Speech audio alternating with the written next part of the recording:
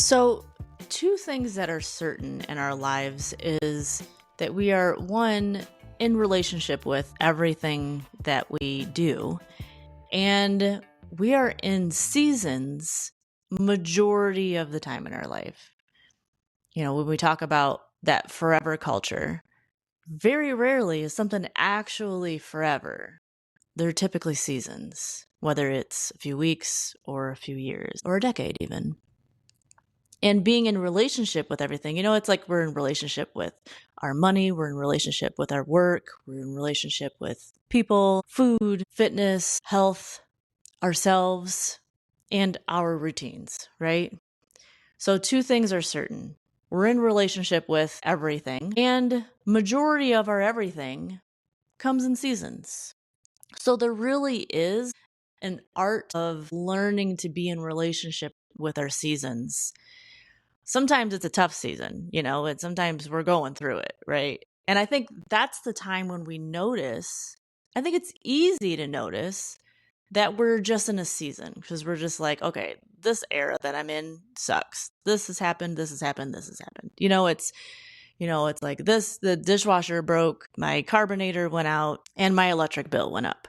It's like that's a season that we recognize. We're like, okay, I'm looking forward to when this season is over, right?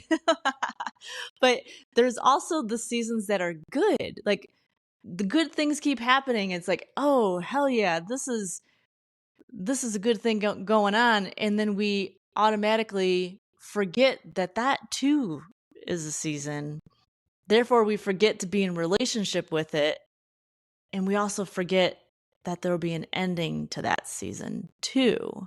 And so the art of being in the season is really learning to be in relationship with it and to stay present, knowing that this too shall pass, which, we remember that when a tough season, but do we remember that in a good one? But anyway, also remembering to just be grateful for what the season is bringing in its lessons. Wait, so seasons are actually just lessons then, right? I think that's actually true because even in a good way, we're learning lessons because if we're in a great season of abundance and our relationships are being enriched and maybe promotions are happening with work or business, there's lessons in that too. There's lessons that are showing us growth. There's lessons that are showing us what we're capable of. There's lessons that are showing us that joy still lives in our body, that playfulness still lives in our body. Or just the fact that, hey, good shit happens to me. Not just the tough stuff, right? We know there's lessons in the tough times. Most of the time we know there's lessons because I guess there are some times that we're maybe being put through another season with a little bit of a different storyline because maybe we didn't learn the lessons the first time or 3 times ago, right? So seasons are just our, next series of lessons, acknowledging that sometimes the lessons are in a good way, showing us that joy and progress and growth and abundance are all capable so that we remember that the next time we're in a tough season, right? But let's get to the question that came up for today. And the question that was submitted is when to know if you should keep working through it or let it go. And wow, this is a topic that I feel like my human experience keeps coming back to. It's that when to let it happen and when to make it happen. Do you feel that right now? Like that's so real to everyone. It's like we're in this culture of David Goggins and Gary Vee and do the hard shit, go harder, you're not working hard enough, make yourself bleed through this. And yet there's also this culture of surrender, let it go, release, let the universe handle this, right? So we're like, so what the hell are we supposed to do? Are we supposed to make this happen or are we supposed to allow it to happen? What a confusing time to live in, right? It's like, when are the obstacles put here as a sign to say, stop? And when are the obstacles put here to see how hard are you willing to work for this? And this goes for relationships, friendships, partners, it's business, it's work, it's our finances. How hard are you willing to work for it? Should you keep working for it? Should you be nearly killing yourself to make this accomplishment happen?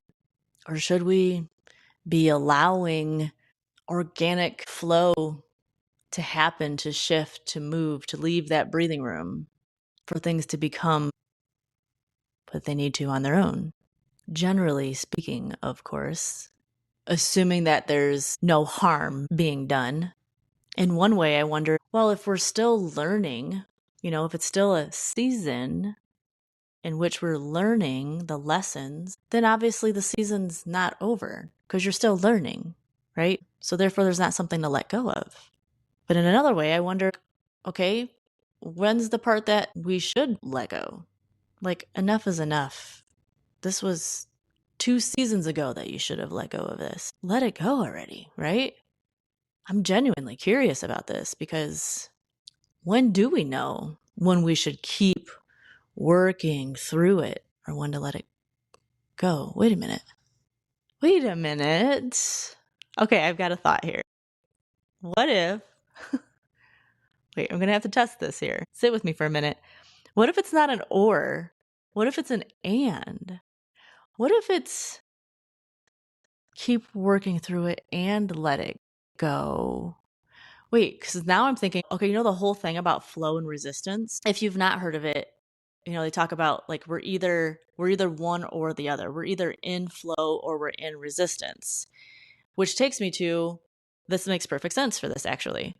When should you keep working through it? When should you let it go? So that when those obstacles come up, it's like, ooh, are we going to battle them? Are we going to resist those obstacles and power through them, whatever it takes?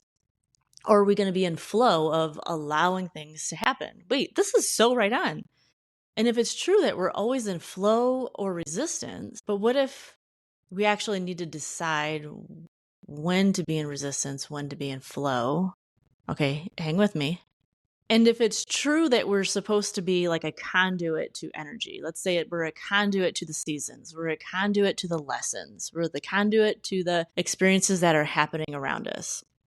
The energies flow in and then they flow out.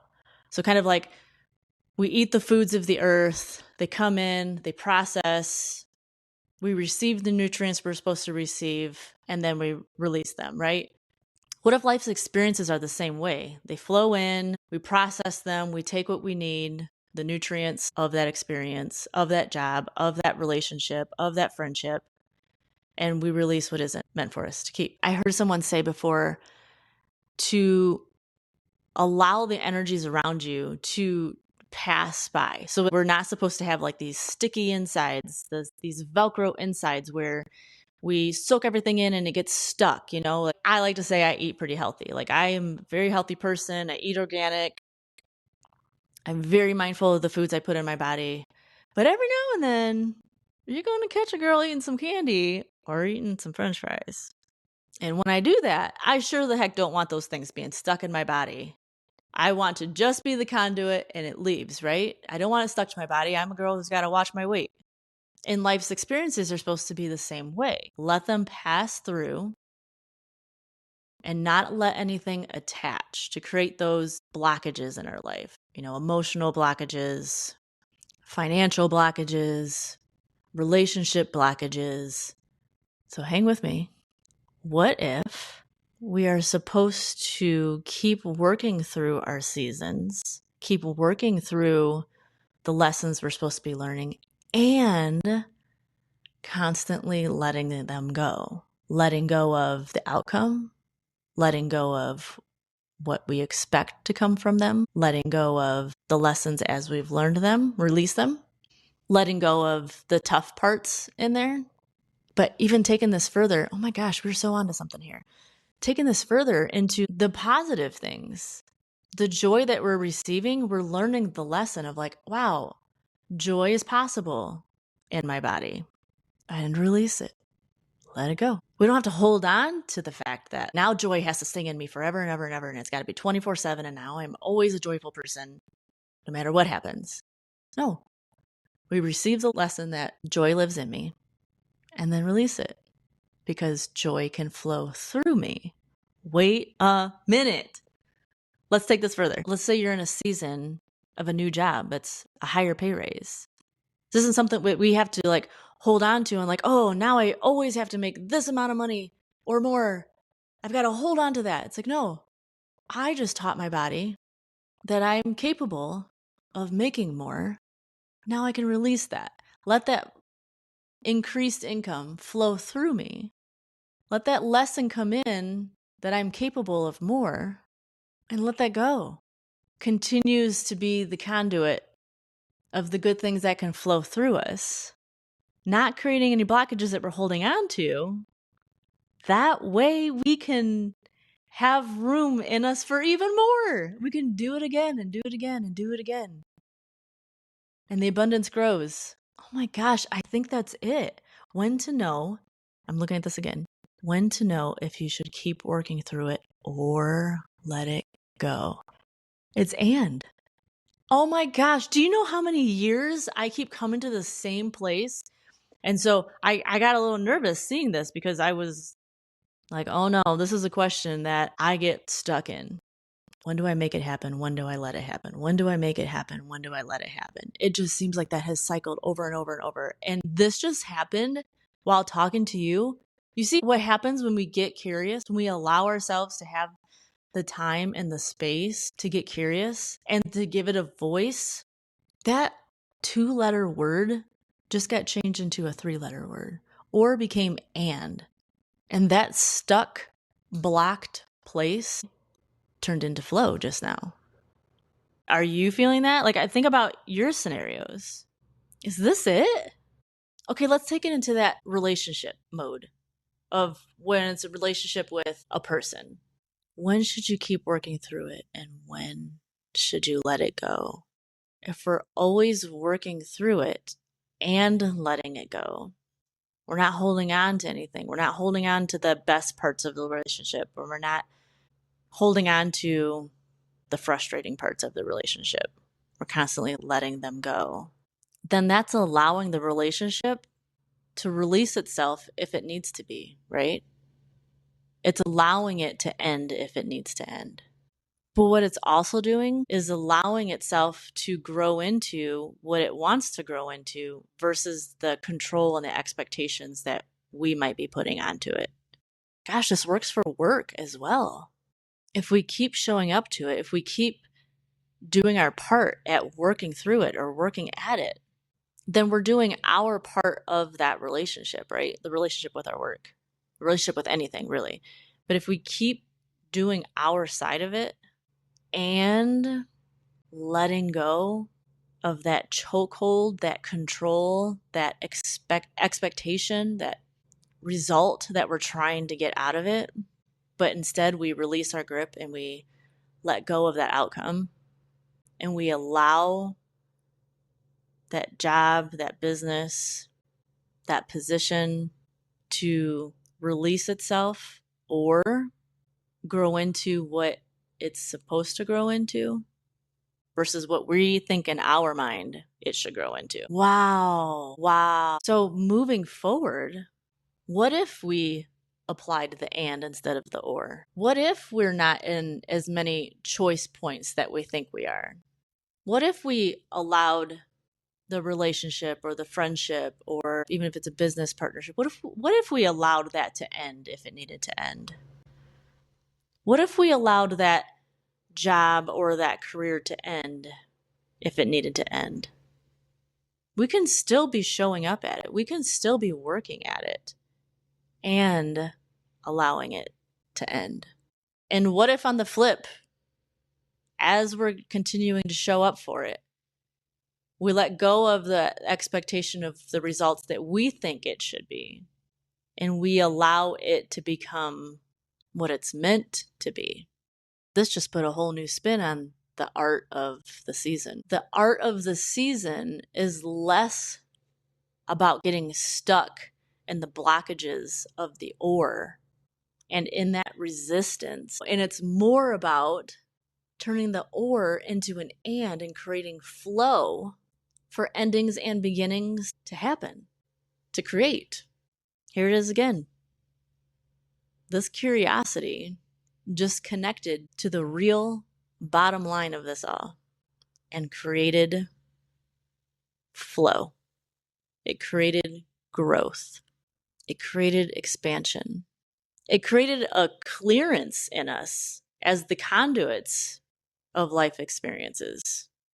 It created a clearance that allows those things to come in and leave, to come in and not get stuck in the process, to not get stuck in the blockages, whether it's emotional blockages, mental blockages. Living in resistance is exhausting. Living in flow, like I literally feel expansion in my lungs. I feel like I can breathe, but I feel like I have more breathing room. And I've got nothing against David Goggins and Gary Vee. Those are some powerhouses that we are blessed to have in our culture right now. But what if being in flow and being in the and is the energy we need to be in the flow and in the endurance and in the audacity, in the focus that we need to power through those times that need our bigger energy? The art of the season is really mastering, isn't it? It's mastering what we're going to do with this season. How are we going to receive this lesson? How are we going to process the lesson? How are we going to release the lesson? And how do we just continue that flow over and over so that for F's sake, we don't end up in this lesson again, in this season again, because damn it, we're learning the lesson this time and we're moving on. We're learning the lesson, releasing it, moving on. Now we've got more room for the positive lessons, right? The lessons that are going to teach us joy again, the lessons that are going to teach us to have playfulness in our hearts again, the lessons that are going to show us what we're capable of in work and financial abundance, and the relationships, the people that we walk with, the opportunities to grow ahead. Wow, this just really happened, didn't it? This just happened. If you knew, gosh, I'm thinking 3 decades back when I came to my realization of I wish I knew when to make it happen or let it happen. 3 decades ago, I was able to articulate it into those words. And then I have been on a loop with those words. When do I make it happen? When do I let it happen? When do I make it happen? When do I let it happen? It was never an or. It was never an or. We just put this through the litmus test, through multiple situations, through multiple relationships with many things that we do in life. Wow. I'm excited to hear from you on this because I think this is it. Do you know somebody right now who needs to hear this? Do you know somebody who's in a season? Do you know somebody who's working through some lessons right now? Do you know someone who's in some choice points or feels like they're needing to make a decision? Do you know someone who's feeling like they're living in loops because they can't find their way out of a season that seems to come back again and again? Will you invite them to this walk with us? Because I am telling you, these walks together are the medicine we've needed all along. The space where we allow our curiosities and our wonders on life to expand.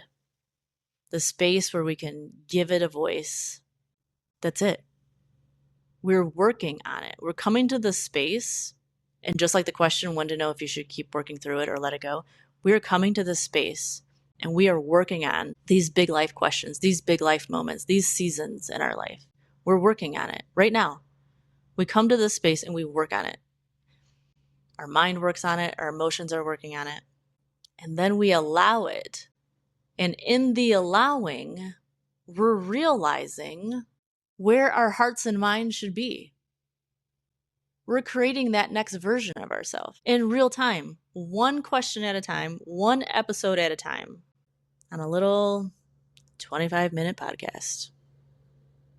That's what we get to do every Sunday when another episode releases.